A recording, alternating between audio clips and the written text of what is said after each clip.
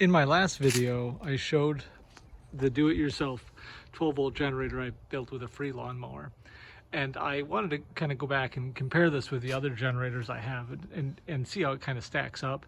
And also kind of look at what the advantages and disadvantages are compared to some of these other generators.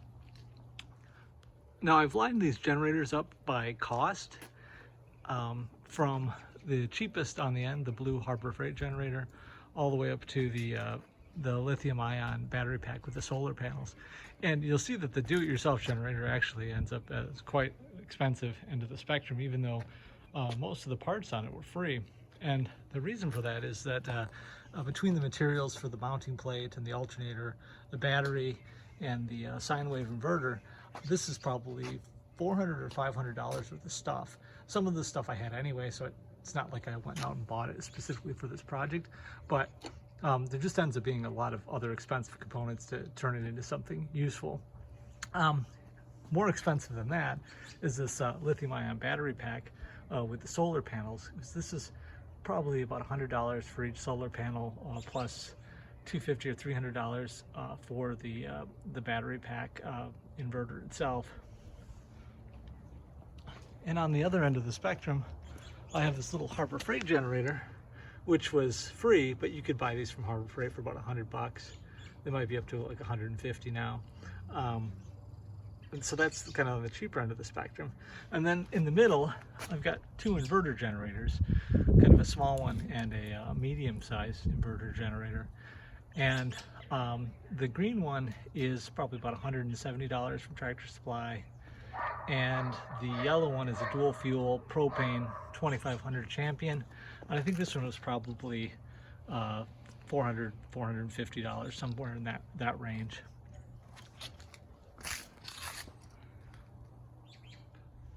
I like this little two-stroke Harbor Freight generator for a couple reasons. The first one is because it was free.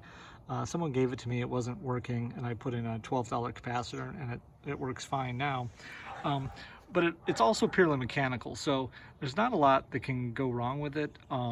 It seems to run pretty good. It's not terribly loud. It's medium weight, but it's pretty robust. You can really kind of throw this thing around, and it's not going to hurt itself. It's got enough power that it will run a circular saw, so this is a good generator to if you're building something out in the woods. This is a good one to have because it's pretty light and small, and it will, if it can't handle a load, especially an inductive load, it'll just kind of sag, but it won't just trip out. Whereas this little generator, I like this one a lot. It seals up nice and tight. It doesn't, you can see like the Harbor Freight one, it kind of spits gas out of the top of it. And I don't want to put that inside my car. But these two, they don't really have any dirty parts on the outside. They seal up on the gas cap here and the gas valve down here. Same with the bigger inverter generator. They pretty much seal up so they don't smell like gas. But the problem with this little guy, it's super light and it's super quiet, but it can only handle its rated output on a purely resistive load. So if I put on something with some inductance like a leaf blower or a circular saw, it's gonna overload and trip out. So it doesn't have much tolerance for overload. The bigger inverter generator, it's pretty heavy, so I wouldn't want to just hike that out into the woods. But it'll run most anything. That's a pretty good generator. I like that one a lot as well. It weighs about twice as much as this little guy. So this little one is about 22 pounds and the bigger one's closer to 40. They're both pretty quiet. They both are easy to start and run. But I mean, overall for, you know, if I needed to run power tools in the woods, I would take this little one here.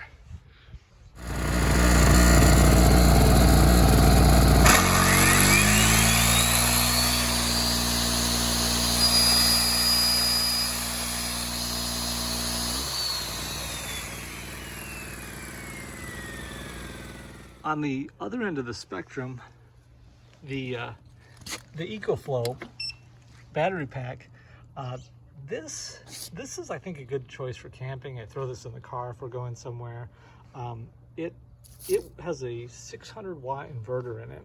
And this one, when it hits its peak, it just starts to sag the voltage and it won't trip out. So you can put quite a lot of load on this and it won't just trip out. It just won't be able to keep up with the output voltage.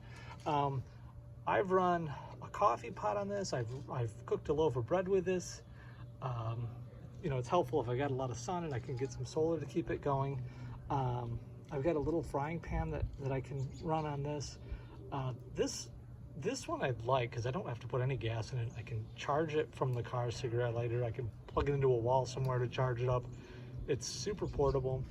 And if you throw a couple of solar panels on it, you can really almost indefinitely keep some power. But you know, again, this is kind of on the more expensive end of the spectrum. It's handy to have if you go car camping sometimes. But it's not going to run a lot of power tools out in the middle of the woods. So then I guess the question comes down to, well, what good is this one? So it's not cheap. You know, it's made from free parts, but it ends up being expensive. It's heavy. It's not really that portable. It's got a bunch of extra parts associated with it to make it work. So what's this one for? Well, I'd say mostly I built this one to build it. But what I really kind of envisioned this one being used for would be more of a stationary 12-volt setup.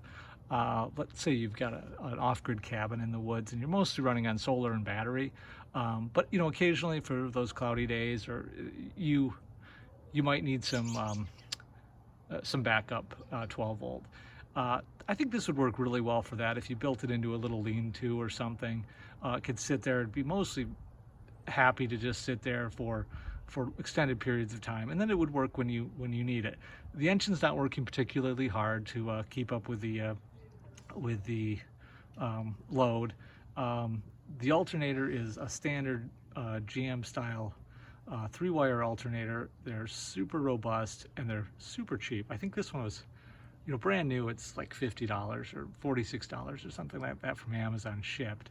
I've got a deep cycle battery in there that I had laying around anyway, and this is a sine wave inverter that I had. So, you know, presumably if you've got an off-grid cabin that's already got some solar and a battery, you could use something like this just to supplement your energy needs. So in conclusion, I think, you know, kind of all these generators have a purpose for me. This is kind of what I would use for power tools in the woods, you know, small stuff. And this bigger Champion, I actually use this a lot for my house because it'll run most everything I need in the house. It'll keep the fridges going. I can start the furnace with this. This one is nice to have for the house. I think it's a little big to take with me when I'm you know, if I was going to go do something in the woods, but it would be fine for power tools and things like that too. It's a good, powerful generator.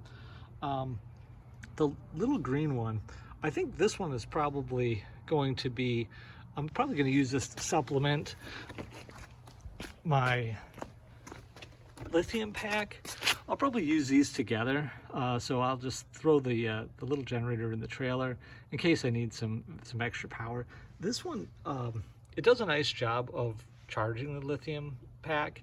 It also has I can either charge it with the 120 volt output, or I can use the 12 volt output on this and feed it directly into the solar input on the battery pack. That works fine. The output on this little green generator, for purely resistive loads, it's totally fine for up to the rated power. It's, you know, so for stuff like camping, if I'm going to run a coffee pot or a little skillet, this should be fine for that. And then I think eventually we'll move this one up to an off-grid location and see what we can do with it up there.